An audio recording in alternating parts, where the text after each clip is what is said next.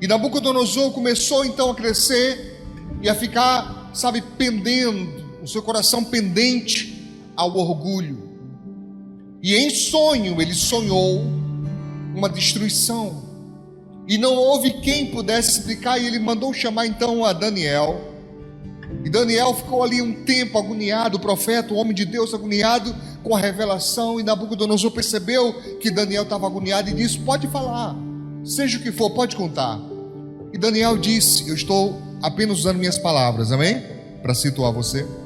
Daniel disse: olha, que a revelação seja contra os teus inimigos, rei.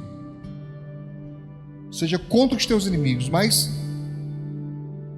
o rei do céu, o Senhor, ele designou que se você não mudasse, você seria tirado dentre os homens, e você iria comer erva como os bois, capim como os bois, e que você seria molhado do orvalho, você iria morar ao relento.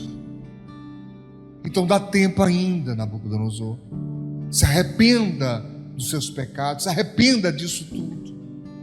E o rei então guardou aquilo, mas como acontece que muitos de nós, que ouvimos um alerta da palavra de Deus, que ouvimos até uma repreensão do Senhor, nós sentimos que aquilo é do Espírito Santo, mas ao invés de haver um arrependimento sincero, há ali só um remorso momentâneo. É o que acontece com a maioria. E passado um tempo, um bom tempo depois, diz a Bíblia Sagrada que Nabucodonosor foi passear no terraço, olhando. Esse negócio de rei passeando em terraço sempre dá ruim, né, irmãos? Sempre dá ruim. Rei tem que estar ocupado, rei tem que estar voltado para a guerra, para a solução, para a vitória. Esse negócio de ficar com a mente à toa dá sempre ruim. É só você lembrar o que aconteceu com Davi, que também estava passeando, né? E foi quando ele viu a mulher tomando banho. Mas voltando para Nabucodonosor, ele para e olha a beleza de Babilônia. E queridos, os estudiosos e historiadores, eles dizem que quando alguém chegava, alguém do interior de qualquer lugar que fosse nativo, né, da própria terra, ou que fosse um prisioneiro trazido, seja quem fosse que chegasse em Babilônia, as pessoas ficavam impactadas com a arquitetura, a beleza da cidade. É uma coisa tão esplêndida que os jardins suspensos da Babilônia foram considerados uma das 7 maravilhas do mundo antigo, de tão bonito que era. Diz que era uma coisa tremenda, irmãos. Nabucodonosor, lá do alto do seu palácio, olhando, ele diz assim: não é esta a grande Babilônia que eu ergui para a glória da minha majestade? Bastou ele dizer isso, irmãos. E diz a Bíblia Sagrada aqui: do céu ouviu-se uma voz dizendo: passou de ti o terreno, você vai ser tirado. O que Daniel falou, irmãos, passou a se cumprir.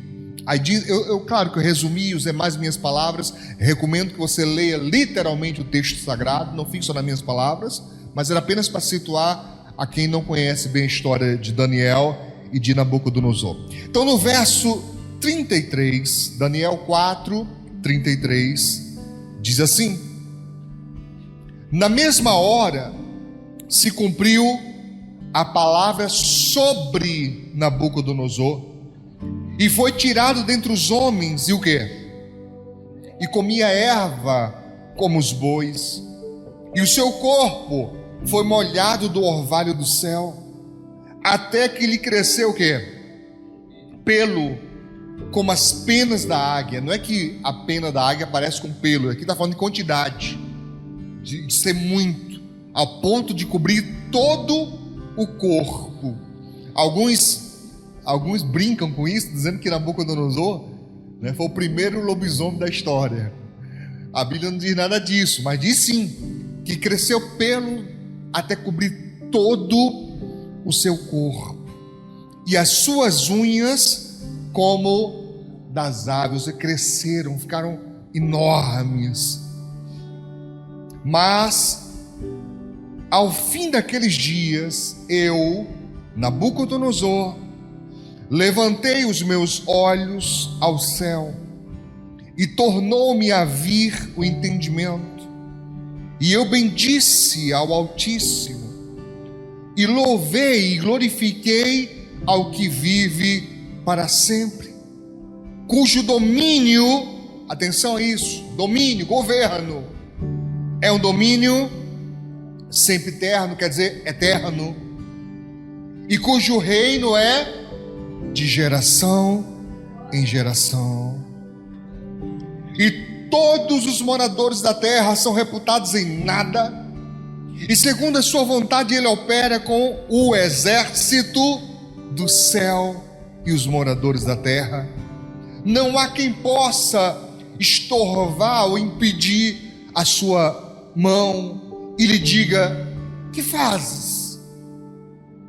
No mesmo tempo, tornou a mim o meu entendimento, e para a dignidade do meu reino tornou-me a vir a minha majestade, o meu resplendor.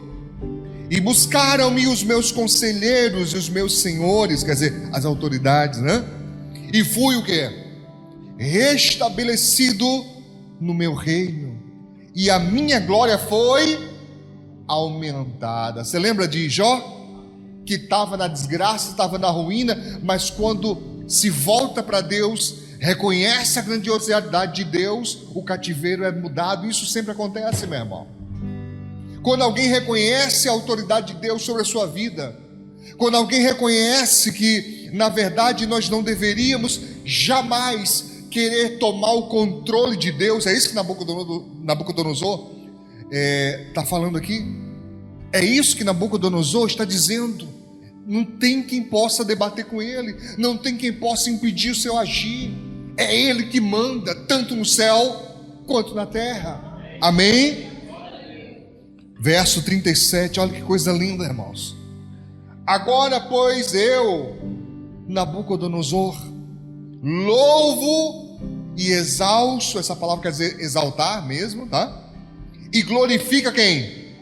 Ao Rei do céu. Olha que ele reconhece, não é só um Deus. Deuses eles tinham muitos na Babilônia, mas ele reconhece o Deus de Israel como Deus, e além de Deus, como o Rei do céu, porque todas as suas obras são verdade, e os seus caminhos juízo, e pode humilhar aos que andam na soberba.